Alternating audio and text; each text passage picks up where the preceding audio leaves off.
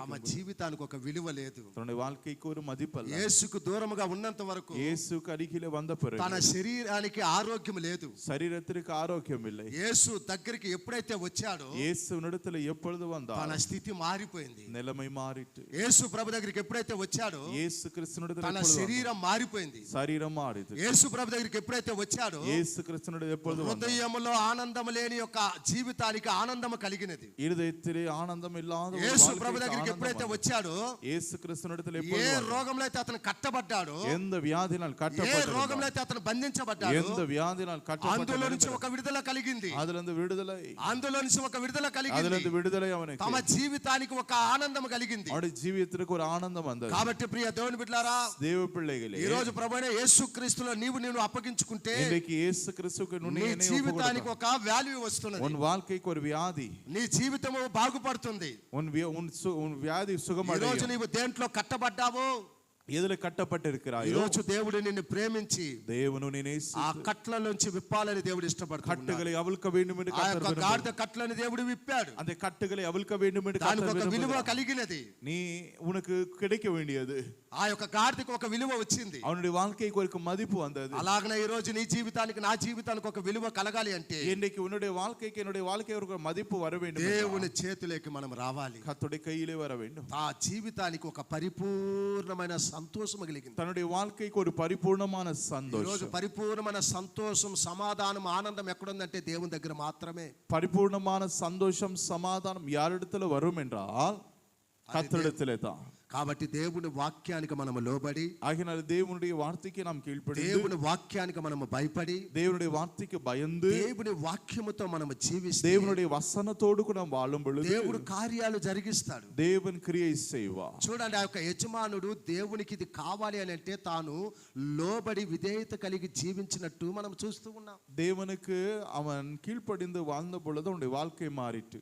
కాబట్టి ఈ రోజు నీవు కూడా దేవునికి లోబడి విధేయత కలిగి జీవిస్తే இன்னைக்கு நீயும் கர்த்தருக்கு கீழ்ப்படிந்து வாழ்ந்தால் నీ కట్లలో నుంచి దేవుడు నిన్ను విడిపిస్తాడు. కట్టుகளிலிருந்து தேவன் உன்னை விடுவிப்பார். బంధకముల నుంచి దేవుడు నిన్ను విడిపిస్తాడు. కట్టపట్ట నిలமை మారు. మరి ఎవరైతే నిన్ను విసర్జించారో, யார் உன்னை தள்ளினாரோ వారి మధ్యలోనే దేవుడు నిన్ను ఒక ఉన్నతమైన స్థానంలో ఉంచుతాడు. அவர்களுக்கு நடுவே தான் உன்னை உன்னதமான ஸ்தானத்தில் ஆண்டவர் உயர்த்துவார். ఎవరికైతే నీవు దూరంగా ఉన్నావో, யாருக்கு தூரமா இருக்கிறாயோ వారే నిన్ను వెతుక్కొని వచ్చేటట్టు దేవుడు చేస్తాడు. ஆண்டவர் அவர்களுக்கு முன்பதாக உன்னை உயர்த்துவார். కాబట్టి ఈ యొక్క కుష్ఠరోగి జీవితంలో దేవుడు అలాంటి అద్భుతం చేశాడు. కుష్ఠ వ్యాధి உள்ளவனுக்கு ஆண்டவர் ஒரு சுகம் தந்தார். తన యొక్క ఊరిలోకి తీసుకొచ్చేశారు. ஊர்ல வந்த பிறகு ఆ యొక్క ప్రజలందరూ దగ్గరికి అయిపోయారు. அந்த ஜனங்கள் எல்லாம் సమీపமாய் வந்தார்கள். ఎక్కడ లేని సంతోషం అతనికి వచ్చింది. எங்குமில்லாத சந்தோஷம் దేవుని దగ్గరికి వచ్చిన దానిని தேவன் வந்த பிறகு తమ శరీరములో ఉన్న రోగానికి స్వస్థత కలిగింది. శరీరத்தில் இருக்கிறதான சுகம் உண்டாயிற்று. తమ మనసులో ఉన్న బాధకి ఒక విడుదల కలిగింది. మనసులో இருக்கிறதான வேதனை மாறிற்று. పరిపూర్ణమైన ఆరోగ్యం వచ్చింది. పరిపూర్ణமான ఆనందం வந்தது. సంపూర్ణమైన సంతోషం వచ్చింది. సంపూర్ణமான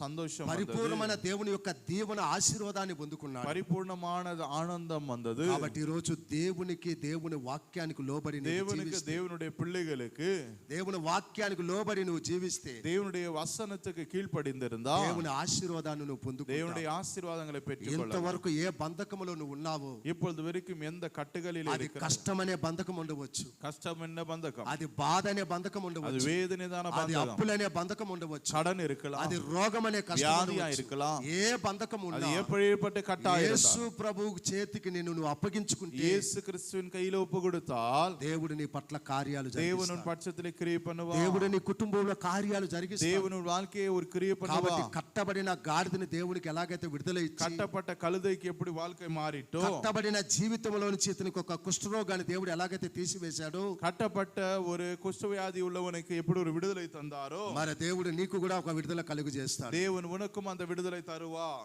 మరి ఒక వ్యక్తి కూడా కట్టబడ్డాడు. இன்னொரு மனிதனை கூட நாம் பார்க்கிறோம். మార్కు సువార్త 5వ అధ్యాయంలో, మార్కు எழுதின సువిశేషం 5వ అధ్యాయం, మరి అక్కడ కూడా ఒక వ్యక్తి ఇక్కడ కట్టబడ్డట్టు మనం చూస్తూ ఉంటున్నాం. మార్కు సువార్త 5వ అధ్యాయంలో మనం చూసినప్పుడు, మార్కు எழுதின సువిశేషం 6వ వచనం, 5వ అధ్యాయం 6వ వచనத்திலே பார்க்கும் பொழுது,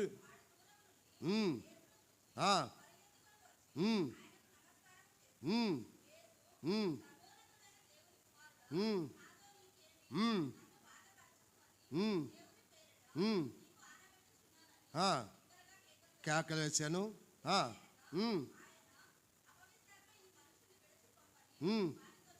చాలు.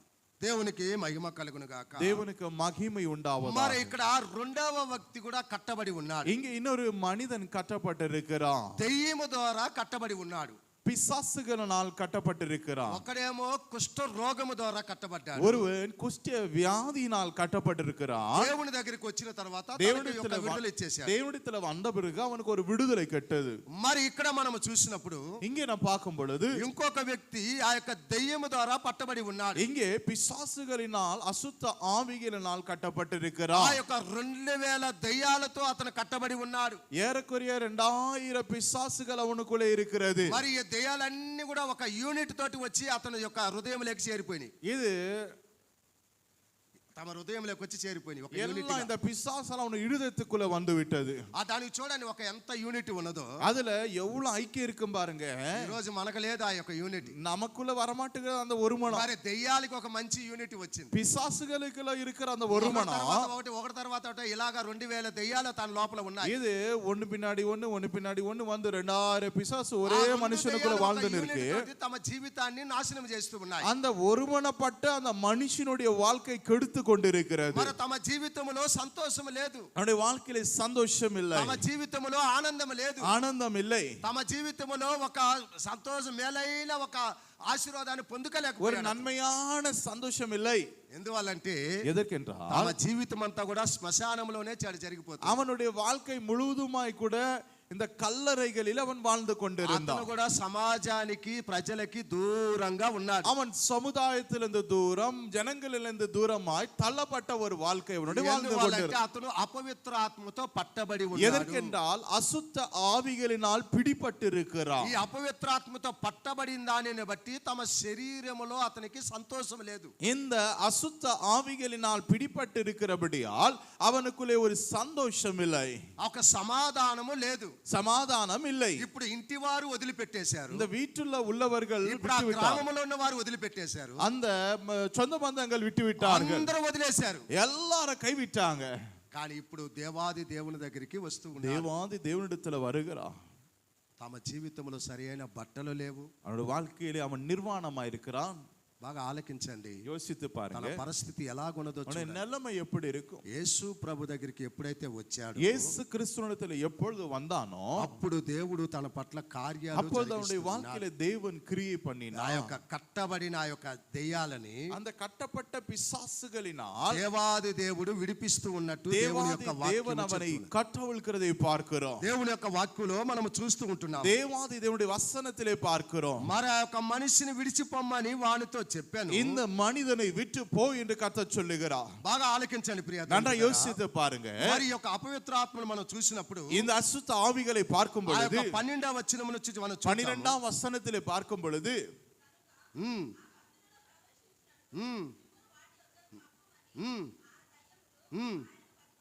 ఆయన బతిమలాడుకో నేను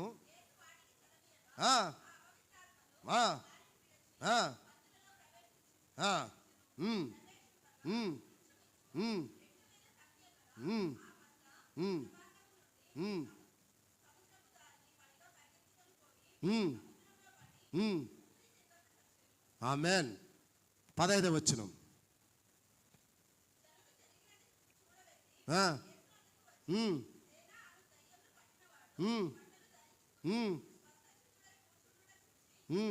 చాలు. దేవునికి మహిమ కలుగును గాక. మరి ఇక్కడ మనం చూస్తూ ఉన్నాం. இங்கே நாம் பார்க்கும் பொழுது ఆ యొక్క సేన పట్టిన దెయ్యం వాడు ఇప్పుడు ఏమైపోయాడంట, అది వెడలిపోయింది. சேன இந்த லேகியோன் பிசாசு பிடித்தவன் అది వెడలిపోయింది. அது அவனை விட்டு போயிட்டு ఇప్పుడు బట్టలు ధరించుకొని కూర్చొని ఉన్నాడు. இப்ப இவன் வஸ்திரம் உடித்து நல்ல புத்தி உள்ளவனாய் அவன் அமர்ந்திருக்கிறதை பார்க்கிறோம். స్వస్థత నొంది ఉన్నాడు అనేది అక్కడ చెప్తూ ఉన్నది. அங்கே சுகம் அடைந்திருக்கிறதை நாம் பார்க்கிறோம். యేసు ప్రభుని కలవనంత వరకు, இயேசு கிறிஸ்துவை பார்ப்பதற்கு முன்பதாக అపవిత్ర ఆత్మతో పట్టబడ్డాడు. அசுத்த ஆவியினால் கட்டப்பட்டிருக்கிறார். యేసు ప్రభు దగ్గరికి ఎప్పుడైతే వచ్చాడో, இயேசு கிறிஸ்துவினிடத்தில் எப்பொழுது வந்தாரோ అప్పుడు దేవాది దేవుడు తన యొక్క దెయ్యాలను వెళ్ళగొట్టి அப்பொழுது பிசாசுகள் தேவாதி தேவன் பிசாசு பிடித்தவனை விடுதலையாக்கி మరి దేవుడు అతనిని స్వస్థపరిచాడు. தேவன் அவனை சுகமாக்கினதை நாம் ఇప్పుడు பார்க்கிறோம். తనకున్న బంధకాలన్నిటిలో నుంచి దేవుడు విడిపించాడు. இப்பொழுது அவனுக்கு இருக்கிறதான கட்டுகள் அவிழ்க்கப்பட்டது. ఇప్పుడు సమాజంలోకి వచ్చాడు, சமுதாயத்திலே வந்தான், తన ఇంటి వారి దగ్గరికి వచ్చాడు, வீட்டாரோடு கூட இருக்கிறான். ఆ యొక్క సరైన బట్టలు లేని సమయంలో ఇప్పుడు బట్టలు వేసుకున్నాడు. வஸ்திரம் இல்லாத நேரத்தில் வஸ்திரம் உடுத்திக் கொண்டான். స్వస్థత లేని వాడికి స్వస్థత சுகம் కలిగించాడు. இல்லாதவனுக்கு சுகம் உண்டாயிற்று. కాబట్టి యేసు ప్రభు దగ్గరికి వచ్చినదట இயேசு கிறிஸ்துவிடத்துல வந்தவனுக்கு ఎన్ని మేలులు జరిగాయి, எத்தனை நன்மைகள் கிடைத்தது. ఆ నేటి దినములో ఆ యొక్క గాడిదకు కూడా இந்த கழுதை கூட బట్టలన్నీ పరిచి దాని మీద దాన్ని నడిపించాడనేది బైబిల్ చెప్తుంది. அந்த தன்னுடைய மேல் வஸ்திரங்களை கீழே அவர்கள் விரித்து ராஜ மரியாதையோடு கூட கழுதை ఆ యొక్క நடித்தார்கள். బట్టల మీద అది నడుస్తూ పోతూ ఉన్నది. அது அந்த வஸ்திரங்கள் மீது நடந்து கொண்டு போய் ఒకప్పుడు దాని మీద ఒక బట్ట వేయాలన్నా కూడా ఎవరు వేసేదానికి ఇష్టపడరు. அது மேல ஒரு துணி போட வேண்டும் என்ன கூட அது போட மாட்டாங்க. ఎందువల్లంటే అది మురికి బట్టలను మోసేది తప్ప మంచి బట్టలు మోసేది కాదు. ஏன்னா அழுக்கு துணியை சுமக்கிற கழுதை போல இருந்ததான ஒரு కాబట్టి ఈ యొక్క వ్యక్తి కూడా మురికి బట్టలతోటే జీవించాడు. ஆகினாலே இந்த மனுஷன் கூட ஒரு அழுக்கிலே வாழ்ந்து கொண்டிருந்தான். పాపపు జీవితంలోనే జీవించుకుంటూ వచ్చాడు. ஒரு பாவ ஜீவியத்திலே வாழ்ந்து கொண்டிருந்தான். ఇప్పుడు ఆ యొక్క మురికి బట్టలను దేవుడు తీసివేసేశాడు. தேவன் அந்த அழுக்கு துணியை எடுத்து போட்டு ఇప్పుడు అలాగనే ఆ యొక్క గాడిద ఆ యొక్క మురికి బట్టలను మోస్తూ ఉన్న తన యొక్క జీవితాన్ని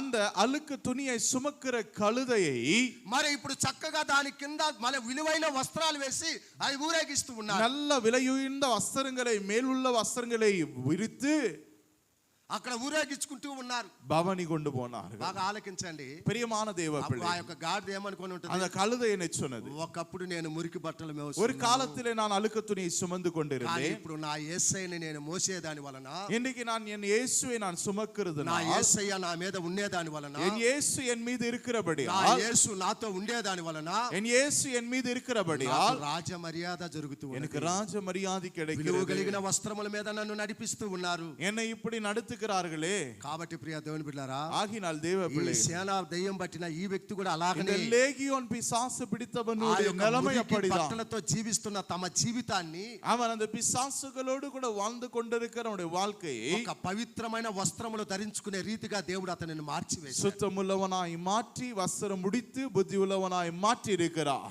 ఆ యొక్క స్వస్థ బుద్ధి కలిగిన వాడుగా అతను ఉన్నాడు. அவன் தெளிந்த புத்தி உள்ளவனாய் తమ இருக்கிறான். జీవితంలో ఒక విలువ వచ్చేసింది. அவனுடைய வாழ்க்கையில் ஒரு மரியாதை வந்தது. తమ యొక్క ఇంటి వారే తనను ప్రేమతో ఆహ్వానిస్తూ ఉన్నారు. அவனுடைய வீட்டார் அவனை அன்போடு கூட ఆ యొక్క வரவேற்கிறார். గ్రామం వారే దానిని సంతోషంతో ఆహ్వానిస్తూ ఉన్నారు. அவனை பார்க்கிறவர்கள் அன்போடு கூட வரவேற்கிறார்கள். కాబట్టి ప్రియ దేవుని బిడ్డలారా, ஆகினால தேவ ఆ பிள்ளைகளே, గాడిద యొక్క జీవితం కూడా అలాగనే ఒకప్పుడు ఉన్నది. அந்த கழுதையுடைய வாழ்க்கை கூட அப்படிதான் இருந்தது. యేసు ప్రభు ఎప్పుడైతే దాని మీద ఒక భవన వేసేసి తిరిగి పంపించాడు, అప్పుడు దానికి విలువ పెరిగింది. இயேசு கிறிஸ்துவுக்கு பவனி எடுத்துக்கொண்டு போன பிறகு அவனுடைய அது மரியாதை மாறிட்டு, దాని యొక్క గ్రామంలో దానికి ఒక విలువ పెరిగింది. அந்த கிராமத்திலுடைய மரியாதை மாறிட்டு, ఈ వ్యక్తికి కూడా అలాగనే ఒక విలువ పెరిగింది. அந்த விலை கூட மாறிட்டு. యేసు ప్రభుకు దూరంగా ఉన్నంత వరకు మానవుడికి ఒక విలువ లేదు. மனுஷனுக்கு தேவனிடத்திலிருந்து தூரமா இருக்கிற வரைக்கும் அவனுக்கு எந்த கனமும் இல்லை. இயேசு தேவனோடு கூட சேரும் பொழுது அவன் கனமுள்ளவனாய் యేసు மாறுகிறான். ప్రభుకి దూరంగా ఉన్నంత వరకు నీకు సంతోషం లేదు. இயேசு கிறிஸ்துவிடத்திலிருந்து தூரமா இருக்கிற வரைக்கும் உனக்கு சந்தோஷம் இல்லை. యేసు ప్రభుకు దూరంగా ఉన్నంత వరకు నీకు ఆశీర్వాదం లేదు. இயேசு கிறிஸ்துவிடத்திலிருந்து தூரமா இருக்கும் வரைக்கும் உனக்கு ஆசீர்வாதம் యేసు இல்லை. ప్రభుకు దూరంగా ఉన్నంత వరకు నీకు సమాధానం లేదు. இயேசு கிறிஸ்துவிடத்தில் தூரமா இருந்தால் உனக்கு ஆசீர்வாதம் இல்லை.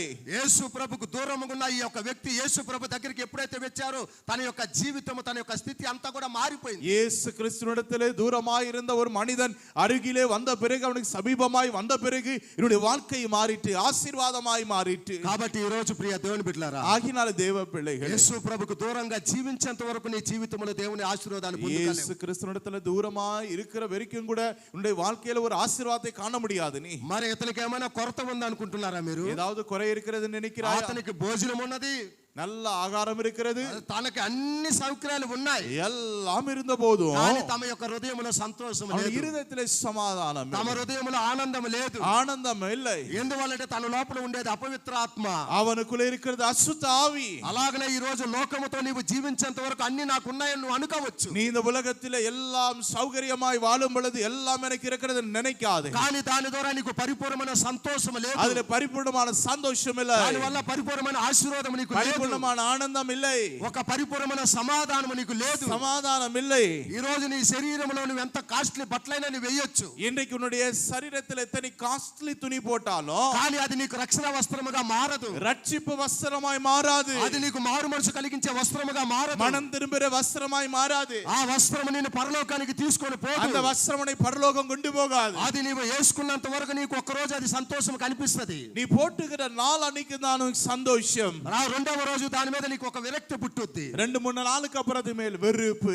కానీ యేసు క్రీస్తు యొక్క రక్షణ వస్త్రాన్ని నువ్వు ధరించుకుంటే, இயேசு கிறிஸ்துவின் ரட்சிப்பின் வஸ்திரத்தை தரிக்கும் பொழுது అది నీ జీవితంలో శాశ్వతమైన ఆనందం ఇస్తుంది. அது உன்னுடைய வாழ்க்கையிலே நிரந்தரமான சந்தோஷம். యేసు క్రీస్తు యొక్క పరిశుద్ధమైన వస్త్రము నువ్వు இயேசு ధరించుకుంటే கிறிஸ்துவின் பரிசுத்தமுள்ள வஸ்திரம் தரிக்கும் பொழுது ఒక శాశ్వతమైన దీవెన నీకు ఉంటుంది. நிரந்தரமான ஆசீர்வாதம் ఒక கிடைக்கும். పరిపూర్ణమైన సమాధానం నీకు ఉంటుంది. பரிபூர்ணமான சமாதானம் ఆ கிடைக்கும். రక్షణ వస్త్రమే నిన్ను పరలోకానికి அந்த తీసుకొని ரட்சிப்பின் వెళ్తుంది. வஸ்திரம் தான் பரலோகம் கொண்டு ఆ போகும். రక్షణ వస్త్రమే నీ జీవితానికి ఒక మార్పు அந்த ரட்சிப்பின் కలిగిస్తుంది. வஸ்திரம் தான் உன்னை மாற்றும். ఆ రక్షణ వస్త్రమే తండ్రి యొక్క కుడి పార్శ్వంలో నిన్ను కూర్చొని పెడుతుంది. தகப்பனுடைய வலது பார்சத்தில் அமரச் செய்யும். కాబట్టి ప్రియ దేవుని బిడ్డలారా, தேவ பிள்ளைகளே, యేసు క్రీస్తుకు దూరంగా జీవించినంత இயேசு వరకు, கிறிஸ்துவுக்கு விரோதமாய் நீ வாழும் வரைக்கும் கூட, దేవుని వాక్యానికి దూరంగా జీవించినంత தேவனுடைய వరకు, வசனத்துக்கு விரோதமாய் வாழும் భూలోకంలో வரைக்கும் నువ్వు கூட, ఎంత సంపాదించుకున్నా எத்தனை சம்பாதித்தாலும் దాని వల్ల నీకు సమాధానం లేదు. அதுல உனக்கு சமாதானம் దాని వల్ల கிடைக்காது, నీకు ఆనందం లేదు. ஆனந்தம் கிடைக்காது. దాని వల్ల నీకు పరలోకం లేదు. அதன் மூலமாய் பரலோகம் கிடைக்காது.